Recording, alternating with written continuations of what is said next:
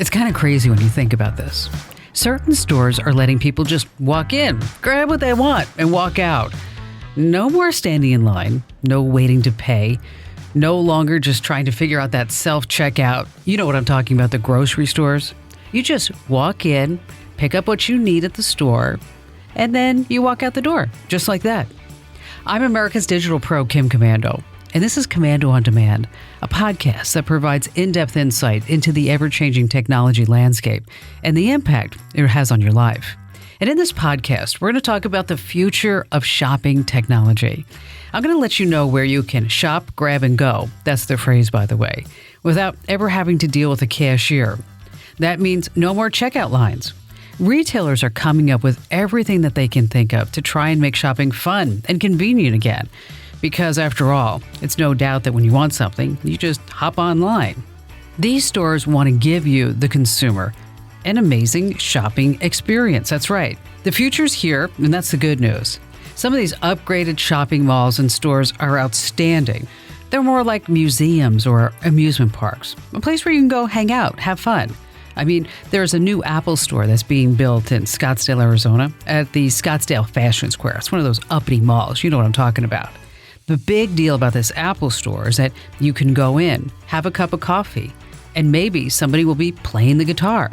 And of course, they're hoping while you're there, you'll look at a new iPhone or Apple Watch. But the big deal about these new stores is that no longer do you have to stand in line to pay for anything. So the question is, are you ready for a high-tech holiday season and all the fun you can stand in a store and in some cases, not even worry about standing in line? And before we get to all that, a quick word from one of our sponsors. They help make these podcasts possible. All right, welcome back. Our first stop is a special place that's called Amazon Go. It's one of the first so-called grab-and-go stores in the United States. Amazon is the place to be, not only for shoppers and picky eaters, but also if you're a techie. I'm talking about outstanding technology. And of course, you're going to have some fresh chef-made food too. And these stores are awesome. No lines, no checkout. Seriously, just walk in and out shopping. There's all this cool tech above us, and when you walk around, they track your face, track your movement, and then there's sensors on the shelf, so when you pick something up, and then it senses that you got it, and then you take it, and then it'll add it to your virtual cart, which is really cool.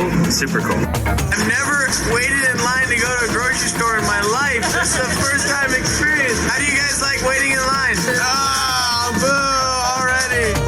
Just get this app, you just walk in, just get the app. You can also use the app to let your family and friends in. Okay, it sounds like fun, doesn't it? But here's the gist of how it works.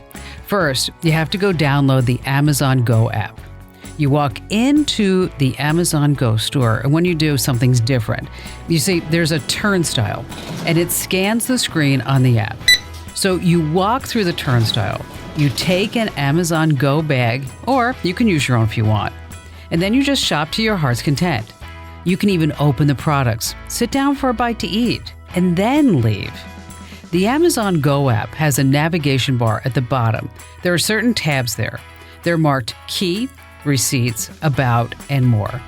The key screen brings up the QR code. You remember those. That's that squirrely looking thing.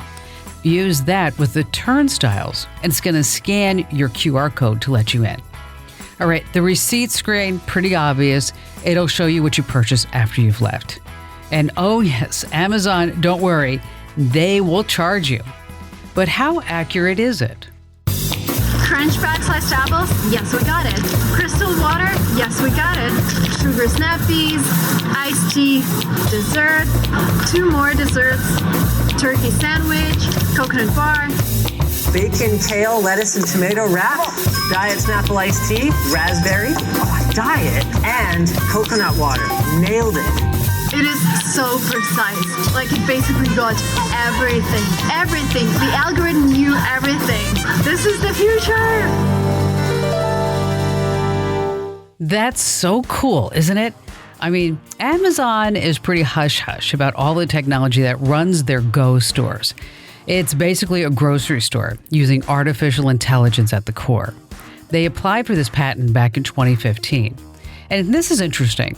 The same tech is used in self-driving cars, computer vision, sensor fusion, and deep learning. And all this is used to detect when you take products off the shelf, or maybe you look at it and you say, too much sodium for me. And then you put the products back on the shelf. And then it tracks everything in your virtual shopping cart. There's a highly developed sensoring system. There are weight sensors to cameras to heat sensors and also to RFID chips. And who keeps track of everything that happens inside Amazon Go? Well, artificial intelligence, of course. When you enter the store, your photo's taken. When you take something off the shelf, you better smile because your photo's taken again.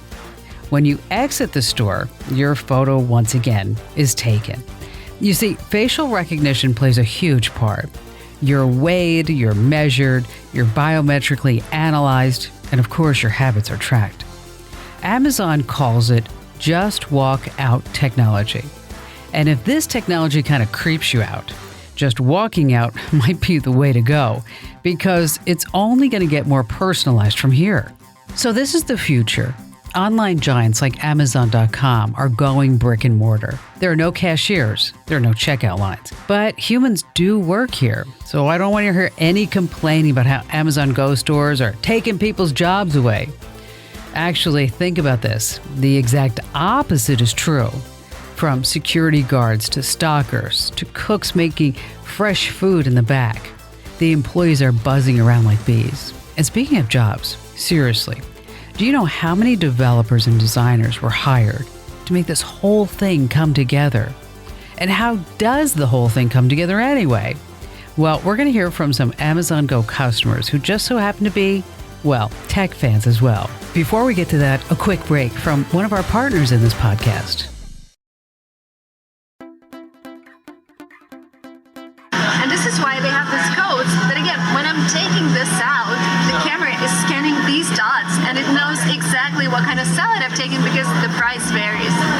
If you look at the ceiling, you're gonna find a lot of cameras that are watching every single move that you make. So basically, when I walked in, they scanned my face and now they know where I am. They know what I'm doing. If I'm picking this up, they know it and they know what kind of good that is. They also know when I put it back. So if I no longer need it, I just put it back and it's not gonna be in my app. I'm not gonna be charged for it. You see a lot of articles talking about this is a store without people, and that's like very misleading. But what they're trying to do, and it's so weird, honestly, it's kind of creepy. You're going to be able to use your Amazon Prime account to go shopping, to go grocery shopping. You can literally walk into the store, and they use like facial recognition. They have cameras everywhere you look that literally watch you. They watch your face. They know who you are.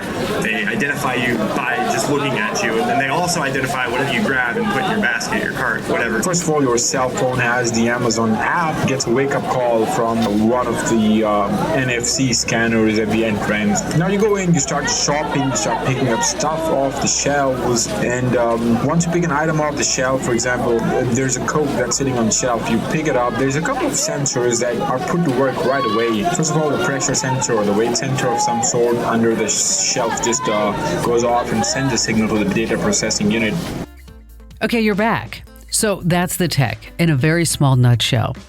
Amazon told the Wall Street Journal that they hope to open 2,000 grocery and convenience stores across the United States. Other Amazon stores in the works include drive-through retail shops and an IKEA-type discount chain with 40,000 square feet of pure shopping bliss. Could you imagine? With a zillion different ways to order and pick up your items. Okay, maybe I exaggerated just a little bit. It's not a zillion, but you get my drift. Out of the big four companies in the United States today, Amazon, well, it seems to be the shining star. But don't you wonder how it is that they're able to just start project after project and never run out of steam or resources, not to mention money? Well, a New York University's Stern School of Business professor, a guy by the name of Scott Galloway, was pretty curious too. Scott is a serial entrepreneur himself. He founded 9 firms, including L2, Red Envelope, and Profit. His weekly YouTube series called Winners and Losers has generated tens of millions of views. Since he teaches brand strategy and digital marketing, it only stands to reason that he'd like to know as much about the 4 as possible. The 4 companies being, you know who they are. Okay, guess. Maybe. The four are Amazon, Apple, Facebook, and Google. So he researched and actually wrote a book called The Four, The Hidden DNA of Amazon, Apple, Facebook, and Google. So how is Amazon able to do it? All right, check out Scott's answer.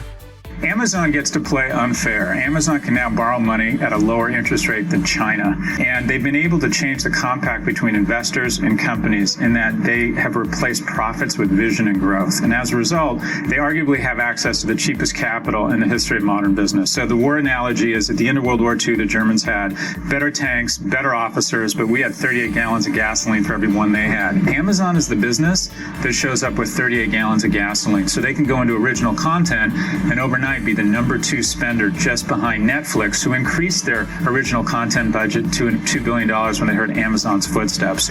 They now have license to go into the wealthiest refrigerators in America with their purchase of Whole Foods. I think this is going to be to Amazon what Instagram was to Facebook. I think this is going to be the best acquisition in the last 20 years in retail.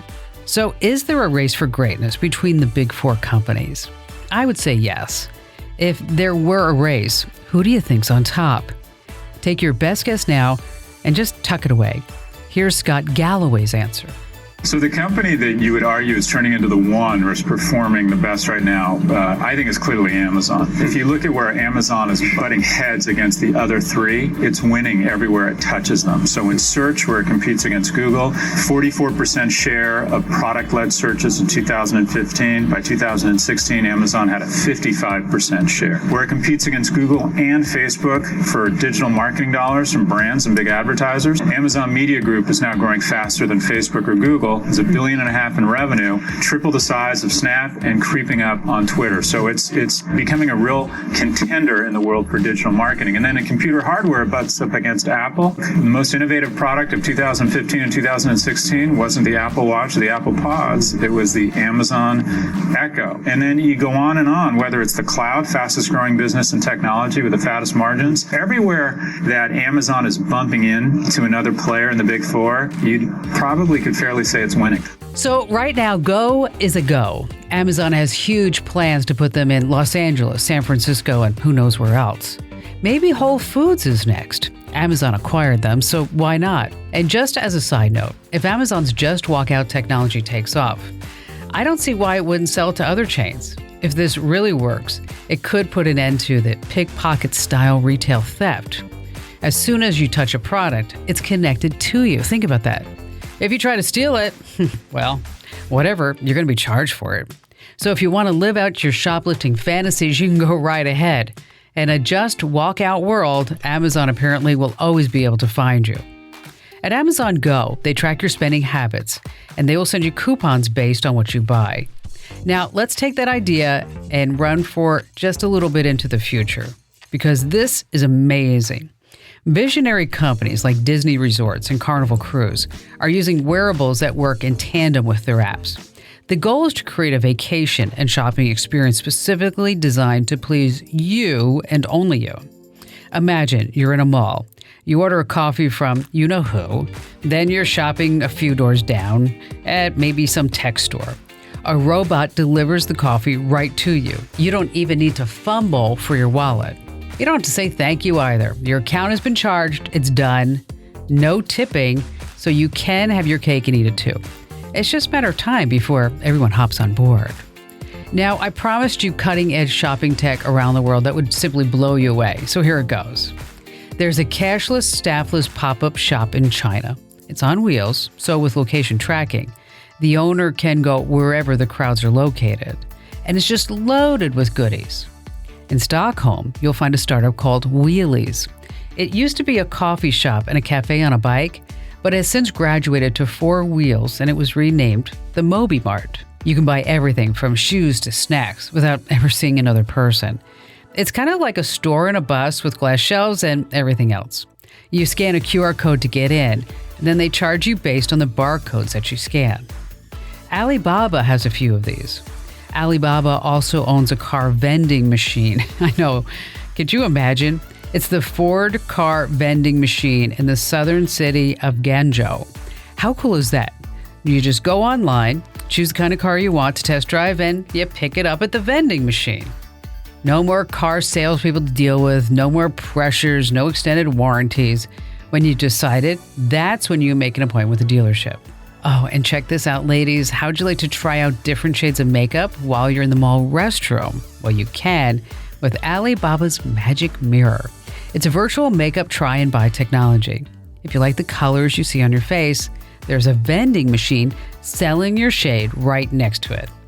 Now, if you're not sure when these are going to hit the United States, billionaire Jack Ma, he recently retired as being the executive chairman of Alibaba Group. He announced at a cloud computing conference recently that he sees traditional business to consumer manufacturing shifting to a more personalized, consumer-driven manufacturing. So this way we create this instantaneous, customized, seamless shopping experience that customers really want. So yes, shopping in a brick and mortar mall, it's gonna rock again someday. You're gonna see malls upgrade to a more open marketplace. Kind of a let's hang out and see what happens sort of feel. What was once a boring routine trip for a new phone case is gonna be more like a fun amusement park visit. Plants and trees and benches and fountains and sculptures and beautiful stone walkways will replace the standard tile floors and hallways. Smaller, cashless, high-tech pop-up shops will just sprinkle the area with tempting products, predetermined by the purchasing habits of the people who live nearby. Okay, you're going to have rollerblading. Do you remember that? Skating rinks. Oh, I love those as a kid. And gyms. Not so much I like those. It's going to draw the families in. You're going to have lightweight floating architecture. It's going to replace those confining-looking square walls. And in some cities, it's going to be hard to tell where the city ends and where the mall begins. You'll be able to hang out there all day, like in Alpharetta, Georgia. The Avalon in Alpharetta is not just a mall. It's a mixed-use development center, and that's what they're calling them, mixed-use development centers. Imagine an 86-acre mall with 500,000 square feet of retail space, a 12-screen theater, 105,000 square feet of high-end office space, which is built directly over the retail.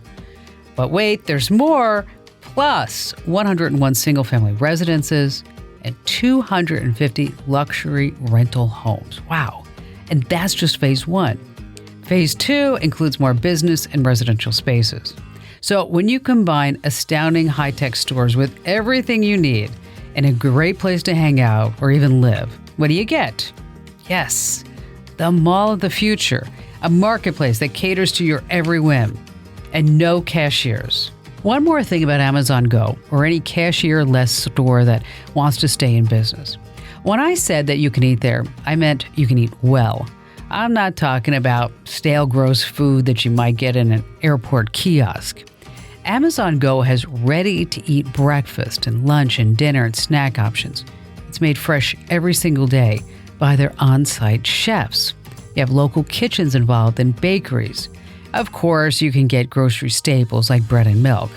But if you're a gourmet, you can choose from artisan cheeses and locally made chocolates. And check this out. If you're too busy to cook, they have chef-designed Amazon meal kits. All the ingredients you need to make for a meal in about 30 minutes. Quick thank you goes out to Professor Scott Galloway, Charlie Acan, Tom Merritt, Server Rental, Andy Altig, and the Silicon Valley Girl for sharing their Amazon Go experiences. Now, of course, there's a good, a bad, and that ugly side of tech. And I cover all of them in my podcasts, my radio shows, and my articles. Because you need to know everything to make a good decision. Of course, security, banking, identity, privacy, I cover all the fun stuff. There's so much to learn. I have an entire staff to keep track of it all, and it's there for you 24/7 over at Komando.com. And don't forget, if you like this podcast, give me a great 5-star rating. Yes, I love that. Over on Google iTunes, Google Play, or where you get your podcasts. Thanks for joining me. Thanks for listening. And share the wealth and knowledge. I'm Kim Komando.